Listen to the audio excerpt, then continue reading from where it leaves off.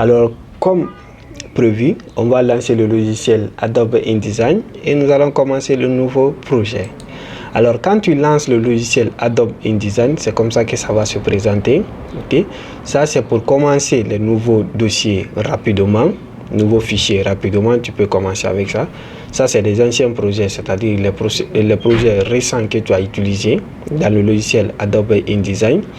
Maintenant, si tu veux lancer un nouveau projet, donc le nouveau projet, tu viens ici, tu cliques sur Nouveau projet. Maintenant, si tu as un ancien projet, donc pour ouvrir l'ancien projet qu'on t'a envoyé ou que tu avais enregistré depuis longtemps dans ton logiciel, tu viens ici dans Ouvrir. Ouvrir, tu pars directement, tu prends ton dossier, tu utilises. Tu peux venir également ici, Fichier, Fichier nouveau, Nouveau document. Tu cliques là-bas et puis tu vas ouvrir le nouveau dossier pour pouvoir bien travailler. Mais tu peux prendre également CTRL-N pour pouvoir lancer le nouveau document comme dans les autres logiciels. Alors nous, qu'est-ce que nous allons faire? On va venir ici dans Nouveau fichier, Fichier. Et ça va se présenter comme ça. Voici l'interface qui va se présenter. Alors ça, c'est-à-dire les documents préconfigurés. Ils sont là. Ok, tu peux choisir le format que tu veux réellement utiliser dans ton logiciel. Ça, c'est enregistré. Si tu as déjà enregistré des formats dans ton logiciel. Alors ça, c'est le nom. Tu mets ici le nom. Tu continues, pam. Si tu veux enregistrer, tu viens directement sur la partie là, préenregistrer, tu enregistres, ça va venir ici. Mais nous, on ne veut pas faire ça. Qu'est-ce qu'on va faire? On vient dans l'impression. Si tu viens impression, les formats vont se présenter ici, des modèles, tout. C'est à toi de choisir des modèles gratuits, des modèles payants, ok. Mais la majeure partie ici sont gratuits. Il y a des modèles ici pour le CV, donc il y a beaucoup de modèles que tu peux faire dans le logiciel Adobe InDesign. Alors si tu travailles pour les gens sur le web, donc tu peux venir ici, il y a des formats aussi pour le web qu'on ne va pas trop détailler ici. Pour les téléphones aussi, tu peux utiliser pour les iPhones, tout. Donc, tu peux regarder ici, ça peut te guider rapidement. Et qu'est-ce que nous, on va faire? On va venir ici dans Impression. Impression, nous allons choisir le format A4. Ok, quand on choisit le format A4, on va donner le nom à notre projet. Soit moi, je prends le nom KK, mais toi, tu peux donner le nom que tu veux là-bas. Donc ici, tu ne vas rien changer. Moi, la partie là, je vais changer ça. Soit je prends, c'est-à-dire sur paysage ou sur le portrait. Mais moi, je vais prendre ici le paysage et puis je continue. Alors la partie là, ça c'est face à face.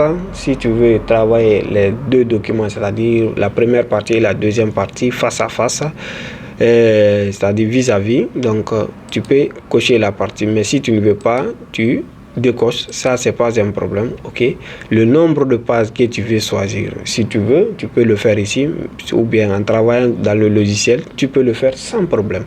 Alors ici tu peux mettre un nombre, donc moi par exemple je mets 3. Ok, si je mets 3, il n'y a pas de problème. À partir de non, ça ne m'intéresse pas. Les colonnes, si je veux augmenter les colonnes, je peux le faire.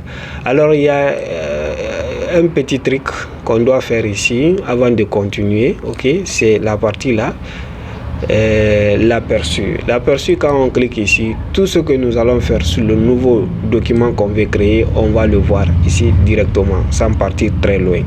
Ok, alors ici par exemple on a combien de colonnes? 1. Donc quand tu regardes ici, il n'y a pas d'autres colonnes, mais moi je peux augmenter ça. On prend par exemple 2, 3, 4, 5, 6 comme ça. Ok, si on prend 6 colonnes, si vous regardez dans Adobe InDesign, vous allez voir sur le document que vous voulez créer, il y a 6 colonnes maintenant. Ok, maintenant ça c'est les marges. Les marges ici, ça c'est naturel, les parties que vous voyez comme ça là, ça c'est les marges. Ok, donc si tu travailles, si tu fais l'impression, l'imprimante ne va pas couper tes écritures, c'est très important. Mais ici moi je vous conseille de laisser sur 12,7 mm, c'est très important de ne pas changer ça. Alors la gaussière c'est quoi? C'est l'espace qui est entre les deux colonnes. Ok, un exemple, on a 4, et quelques ici. Si on augmente, vous allez voir que la partie là a augmenté. ok. Et si on diminue, vous allez voir aussi la partie là a diminué.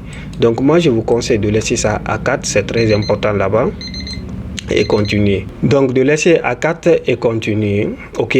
Maintenant la partie là aussi est très importante, ça c'est les fonds perdus. Et les fonds perdus ici, c'est la partie à l'extérieur ici de ta page, ok.